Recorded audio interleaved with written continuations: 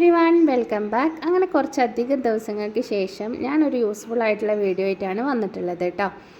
കുറച്ച് ഹെൽത്ത് ഇഷ്യൂസൊക്കെ ഉണ്ടായിരുന്നു, അതുകൊണ്ട് തന്നെ എനിക്ക് വീഡിയോസ് എടുക്കാൻ പറ്റുന്നുണ്ടായിരുന്നില്ല കേട്ടോ. അപ്പോൾ ഇന്ന് ഞാൻ വന്നിട്ടുള്ളത് ഞാൻ യൂസ് ചെയ്യണത് ജാക്ക് F4 എന്നുള്ള മെഷീനാണ്. ഏകദേശം ഒരു 3 വർഷമൊക്കെ ആയിട്ടുണ്ട് ഞാനത് യൂസ് ചെയ്യാൻ തുടങ്ങിയിട്ട്.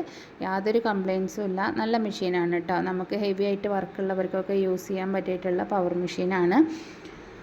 അപ്പോൾ ഇന്ന് ഞാനൊരു ഡീപ്പ് ക്ലീനിങ് ചെയ്യാൻ പോവുകയാണ്. നമ്മളിതിൽ ഓയിൽ ഒഴിച്ചു കൊടുക്കുക ചെയ്യുക ഈ താഴ്ഭാഗത്ത്. അവിടെ ഓരോ 6 മാസമൊക്കെ കൂടുമ്പോൾ നമ്മൾ ഓയിൽ മാറ്റി കൊടുക്കണം. ഞാൻ ഇപ്പോൾ ഏകദേശം ഒരു 6 മാസമൊക്കെ കഴിഞ്ഞിരിക്കണം കേട്ടോ ഓയിൽ മാറ്റിയിട്ട്. ഓയിൽ മാറ്റാതെ മെഷീൻ്റെ താഴ്ഭാഗത്ത് ഇതുപോലൊരു ഹോളുണ്ട്. ആ ഹോളിലൂടെ നമുക്ക് ഓയിൽ താഴ്ഭാഗത്തേക്ക് എടുക്കാൻ പറ്റും. അതിനായിട്ട് അവിടെ ഈ ഓയിൽ ഒഴിക്കുന്ന സ്ഥലത്ത് ഒരു കാന്തവും ഉണ്ട്. ആ കാന്തം മാറ്റിക്കഴിഞ്ഞാൽ അതിൻ്റെ ഗ്യാപ്പ് ഉണ്ട്, ഒരു സ്ക്രൂ പോലെ. അതഴിച്ചാൽ നമുക്ക് ഓയിൽ താഴെ വരും കേട്ടോ. ഒരു 6 മാസം കൂടുമ്പോൾ ഈ ഓയിൽ മാറ്റുകയാണെങ്കിൽ മെഷീന് നല്ല ഈട് നിൽക്കുന്നതാണ് അന്ന് അവർ പറഞ്ഞിട്ടുണ്ടായിരുന്നത്. അപ്പോൾ ഇപ്പോൾ ഈ ഇടയായിട്ട് എനിക്ക് കുറച്ച് ഹെവി ആയിട്ടുള്ള വർക്കുകളായിരുന്നു. അതുകൊണ്ട് തന്നെ മെഷീൻ്റെ ഓയിൽ ഒഴിക്കുന്ന ഭാഗത്ത് ഒരുപാട് പൊടിയും അതുപോലെ ഡ്രസ്സിൻ്റെ, അതായത് ക്ലോത്തിൻ്റെ ഇതില്ലേ നാരുകളൊക്കെ ഉണ്ട്. പിന്നെ കുറച്ച് സ്റ്റോണൊക്കെ അതിൽ വീണ് കിടക്കുന്നുണ്ട്. പിന്നെ കുറച്ച് ഹെൽത്ത് ഇഷ്യൂസ് വന്ന കാരണം എനിക്കിത് ക്ലീൻ ചെയ്യാൻ പറ്റുന്നുണ്ടായിരുന്നില്ല. അപ്പോൾ ഇപ്പോൾ ഞാനത് ക്ലീൻ ചെയ്യാണ്. അപ്പോൾ അത് ഒന്നുകൂടി നിങ്ങൾക്ക് ഷെയർ ചെയ്യുകയാണെങ്കിൽ നിങ്ങൾക്ക് യൂസ്ഫുൾ ആവുമെന്ന് വിചാരിച്ചിട്ടാണ് കേട്ടോ ഞാൻ ഷെയർ ചെയ്യണത്. നമ്മൾ മെഷീനൊക്കെ ക്ലീൻ ചെയ്യാൻ വേണ്ടിയിട്ട് ഇതുപോലെ നമ്മൾ പെയിൻറ്റ് ചെയ്യുന്ന ബ്രഷില്ലേ, അതായത് ഡ്രോയിങ് ചെയ്യുമ്പോൾ പെയിൻറ്റ് ചെയ്യണത് കേട്ടോ. അതായത് മെഷീൻ്റെ ചെറിയ സ്പോട്ടിലേക്കൊക്കെ കടക്കാൻ പറ്റുന്ന രീതിയിലുള്ള ബ്രഷ് സെലക്ട് ചെയ്യുക. അതാകുമ്പോൾ നമുക്ക് ഒന്നും കൂടിയും നല്ല രീതിയിൽ പൊടികളൊക്കെ ക്ലീൻ ചെയ്തെടുക്കാൻ പറ്റും. അപ്പോൾ എൻ്റെ കയ്യിൽ ടോട്ടൽ 3 മെഷീനാണുള്ളത്. ഒന്ന് ഓവർലോക്ക്, പിന്നെ ഒന്ന് എംബ്രോയ്ഡറി, പിന്നെ ഈ മെഷീൻ. ഇത് 3 യൂസ് ചെയ്യാൻ ക്ലീൻ ചെയ്യാൻ ഞാൻ യൂസ് ചെയ്യുക ഈ ബ്രഷ് തന്നെയാണ് കേട്ടോ. അപ്പോൾ ഈ ഒരു ബ്രഷ് വെച്ചിട്ട് നമുക്കിത് ക്ലീൻ ചെയ്യാം. അപ്പോൾ ആദ്യം ഞാൻ അതിൻ്റെ സൈഡിലുള്ള പൊടിയൊക്കെ മാറ്റി, പിന്നെ ആ കാന്തം മാറ്റിയിട്ട് നമ്മൾ ആ ഓയിൽ എടുത്തിട്ടുണ്ട് താഴത്തു കൂടെ. ഒരു ബോട്ടിലിൽ ഞാൻ കളക്ട് ചെയ്ത് വെക്കുക കേട്ടോ ഓയിലുകൾ. എന്തെങ്കിലും എന്താ പറയുക, പോട്ടൊക്കെ ഉണ്ടാകുമ്പോൾ തേച്ച് കൊടുക്കുക എന്നുള്ള രീതിയിൽ ഞാനത് അവിടെ വെച്ചിരിക്കുകയാണ്. എൻ്റെ വീഡിയോ ആദ്യമായിട്ട് കാണുന്ന കൂട്ടുകാരുണ്ടെങ്കിൽ എൻ്റെ ചാനലൊന്ന് സബ്സ്ക്രൈബ് ചെയ്യണേ.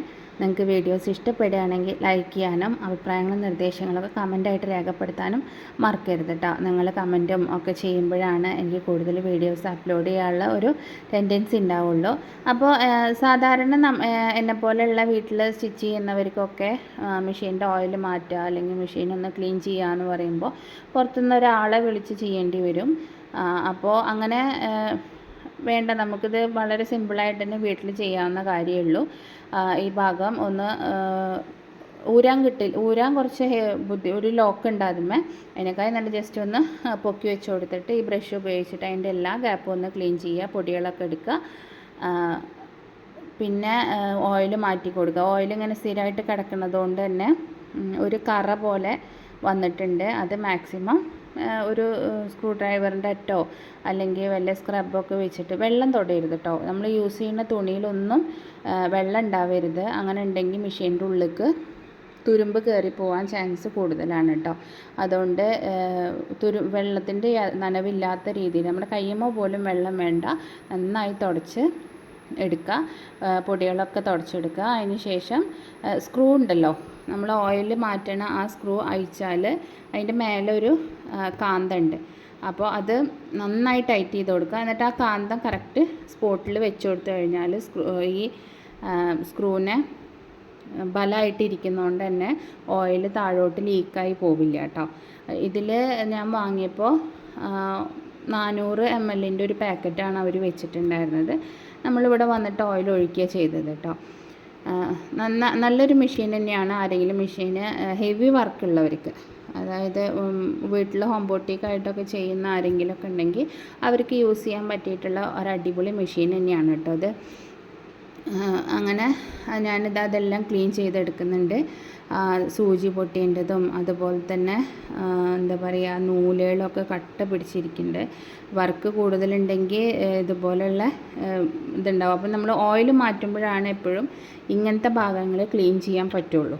അല്ലാതെ നമുക്ക് അതിൻ്റെ സൈഡിൽ വരുന്ന പൊടികളൊക്കെ ബ്രഷ് കൊണ്ട് എടുക്കാവുന്നതേ ഉള്ളൂ. ഞാൻ പറഞ്ഞില്ലേ എനിക്ക് കുറച്ച് ദിവസമായിട്ട് പറ്റുന്നുണ്ടായിരുന്നില്ല, അതുകൊണ്ട് ഡിലേ ആയിപ്പോയി കേട്ടോ. ഞാൻ ഏകദേശം ഒരു 6 മാസമൊക്കെ ആയിട്ടുണ്ട് ഓയിൽ മാറ്റിയിട്ട്. അപ്പം നമുക്കിതൊന്ന് വൃത്തിയിൽ ക്ലീൻ ചെയ്തെടുക്കാം. ഞാനധികം ക്രാഫ്റ്റ്, സ്റ്റിച്ചിങ്, അതുപോലെ തന്നെ ചെറിയ ചെറിയ സ്റ്റിച്ചിങ് ടിപ്സ് ഒക്കെയാണ് എൻ്റെ ചാനലിൽ അപ്ലോഡ് ചെയ്യുന്നത് കേട്ടോ. അപ്പോൾ അതൊക്കെ ഇഷ്ടപ്പെടുന്ന കൂട്ടുകാരുണ്ടെങ്കിൽ സപ്പോർട്ട് ചെയ്യാൻ മറക്കരുത് കേട്ടോ. ഞാനിതാ ഫുള്ളായിട്ടൊന്ന് മെഷീൻ തുടച്ചെടുക്കുന്നുണ്ട്. എന്നിട്ട് അതിമെന്നെടുത്ത കാന്തൊക്കെ അതിൽ വെച്ച് കൊടുക്കുന്നുണ്ട് കേട്ടോ. കണ്ട ഇതുപോലെ 400 ml ബോട്ടിൽ നമുക്ക് ഓയിൽ മേടിക്കാൻ കിട്ടും. അത് നമുക്ക് ഇതിലേക്ക് ഒഴിച്ചു കൊടുക്കുക. അത് ഓട്ടോമാറ്റിക് നമ്മൾ മെഷീൻ വർക്കാവുമ്പോൾ അതിലൊരു ഓയിൽ വലിക്കുന്ന ഒരു സ്പോട്ടുണ്ട്. അതിൽ കൂടെ ഓയിൽ എല്ലാ സ്പോട്ടിലേക്കും എത്തുമെന്നാണ് അവർ പറയണത്. ഞാൻ ഇതുവരെ വേറെ ഭാഗങ്ങളിൽ ഓയിൽ കൊടുക്കേണ്ട ആവശ്യങ്ങളൊന്നും ഇതുവരെ വന്നിട്ടില്ല. എന്നിട്ട് നമ്മളിത് അതുപോലെ താത്തി വെച്ച് കൊടുക്കുന്നുണ്ട്. അതിന് ശേഷം മെഷീൻ എല്ലാ ഭാഗങ്ങളും ജസ്റ്റ് പൊടിയൊക്കെ ഒന്ന് തട്ടി നീറ്റാക്കി എടുക്കുന്നുണ്ട് കേട്ടോ. അപ്പോൾ നമുക്കിത് വളരെ സിമ്പിളായിട്ട് വീട്ടിൽ ചെയ്യാവുന്നതേ ഉള്ളൂ. ഇത് പുറത്തൊക്കെ കൊടുത്ത് ചെയ്യുകയാണെന്നുണ്ടെങ്കിൽ എനിക്ക് തോന്നുന്നു 500 രൂപ 650 രൂപയൊക്കെ വേണ്ടി വരും. അപ്പോൾ ഇത് നമ്മൾ തന്നെ മാക്സിമം ചെയ്യാൻ നോക്കുക. സിമ്പിളായിട്ട് ചെയ്തെടുക്കാവുന്നതേ ഉള്ളൂ കേട്ടോ. അപ്പോൾ നിങ്ങൾക്ക് വീഡിയോ യൂസ്ഫുൾ ആയെന്ന് തോന്നുകയാണെങ്കിൽ സപ്പോർട്ട് ചെയ്യാൻ മറക്കരുത്. അപ്പോൾ ഇനി മാക്സിമം ഞാൻ എല്ലാ ദിവസങ്ങളിലും വീഡിയോസ് അപ്ലോഡ് ചെയ്യാൻ വേണ്ടി ശ്രമിക്കാം.